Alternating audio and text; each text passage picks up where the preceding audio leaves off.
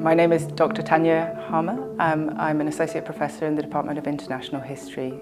The PhD programme is 4 years if you decide to study full-time, or 8 years if you decide to study part-time. There's also an opportunity, unusual though it is, to switch between full-time and part-time status during your PhD programme.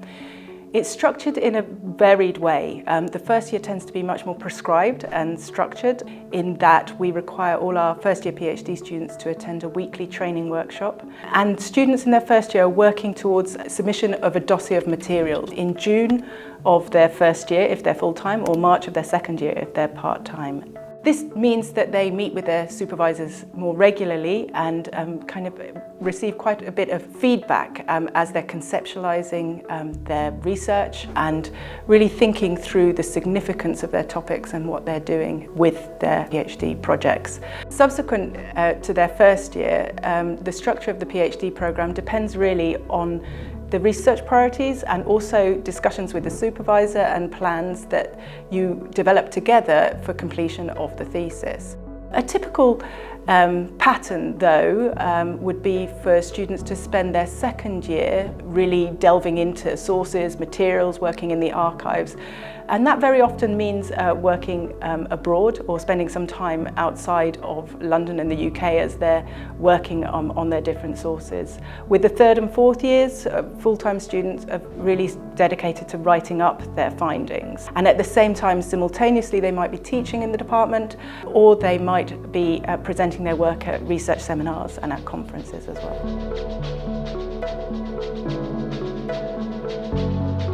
We support a wide variety of historical research topics. We are an international history department, which means we place particular emphasis on international, transnational and global history. That is to say, histories that emphasise the relationship or interaction between peoples, societies, states, cultures and ideas around the world. We have a wide geographical range of focus in the department. We have historical experts working on the histories of the Americas, North and South, the Caribbean, Africa, Asia and Europe. And we have a really kind of wide chronological range as well. So we support doctoral research on historical topics ranging from around the 1500s up to the present day. As a department, we support research using multiple languages. In fact, we encourage and would kind of expect it as a Department of International History and Global History. We have a faculty working with Japanese, Chinese, Russian, Polish, Spanish, Hindi, Urdu, Turkish, Ottoman and modern. I could go on, but we certainly would encourage students to use multiple languages where appropriate in their research. Anybody who is passionate about history and who wants to take their academic studies beyond masters should consider applying for a PhD programme in international history with us. Formally, we require a taught master's degree or equivalent in history or related discipline, and in the UK system we ask for a mark of 67 and above overall and in the dissertation as well. You can go to the graduate admissions website to look at the equivalents for non-UK academic institutions as to what that means.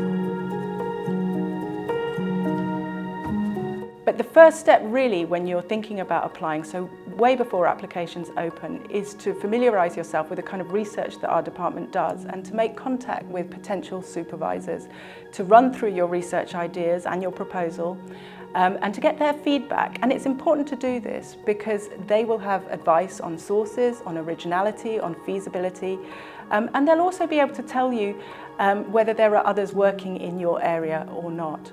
Supervisors can only take on a few students each year, so expressing early interest and getting them interested in your topic is really something that we would encourage. Our applications run from October to June each year, although if you're considering applying for funding, it is important for you to apply by early January at the latest. As a rule of thumb, the earlier the better. We have a range of criteria that we're looking at when we're judging and allocating these studentships. These range from academic performance, and that might be top grade in your dissertation, or it could be evidence of an upward trajectory in performance, academic performance. We're also looking for key skills and aspects that will be needed to undertake a PhD project, such as resilience. You might want to explain your non-linear road to the PhD in your statement of purpose. Project and time management as well is important for the PhD project, so we're looking for those kind of aspects as well. Strong references and also enthusiastic statements from your potential supervisor. The LSE is a member of the London Arts and Humanities Partnership, a consortium of London institutions that support research.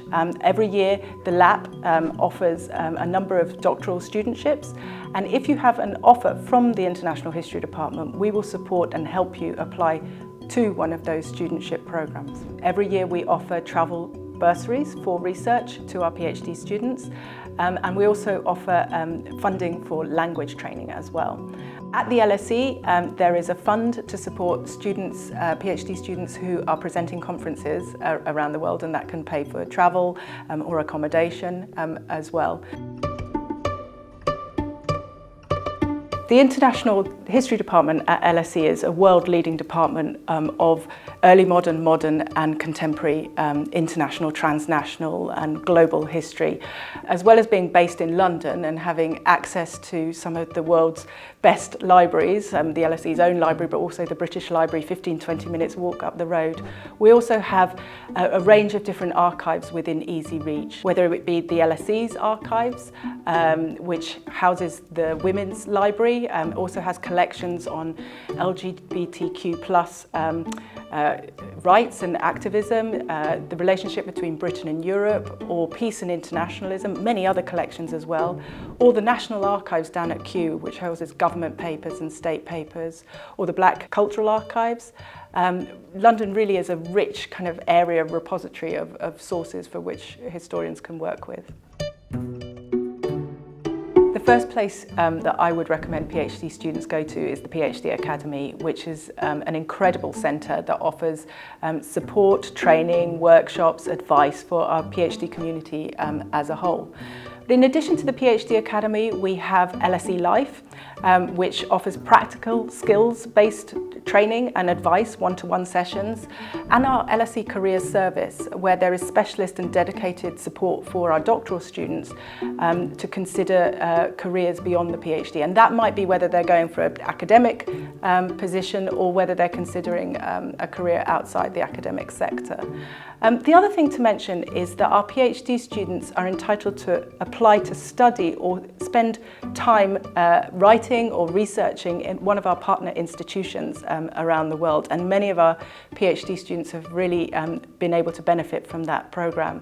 Our partner institutions being Columbia University in New York, Berkeley in California, the University of Cape Town, Sciences Po in Paris, or Peking University as well. Students also have the opportunity to participate, collaborate or become affiliated members of some of our wonderful cross-departmental and cross-disciplinary research centres, including the regional but also thematic research centres at the LSE. We regard our PhD students as being at the heart of our intellectual community at the International History Department. Students participate and in some cases convene our research seminars. They participate in our 5 research clusters, which bring together members of the department to talk about their research, workshop a work in progress, organise events or collaborate on kind of research grants. And PhD students are encouraged to contribute and collaborate very much in those research clusters. Our PhD students will also have the opportunity to teach in the department. And if you're considering, or if PhD students are considering a career in academia, then teaching is going to be a fundamental part of what they end up doing. So it is very worthwhile taking up that kind of opportunity.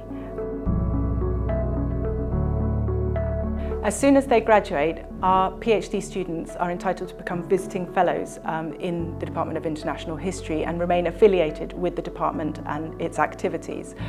They also have access to the LSE Careers Service for at least 4 years after they graduate, and the dedicated support that they offer for LSE students. And of course, they're members of the LSE Alumni Network. We do our best throughout the PhD programme to actually link our current students with former students, many of which have gone on to secure academic positions in history departments around the world. Those who do not go on to an academic career have gone on to work in media, in NGOs, charities, think tanks, government or the private sector. If you have any questions or you'd like to know more about our programme, please contact the department or visit our website where you can find much more information about our applications or about the resources and about our expertise.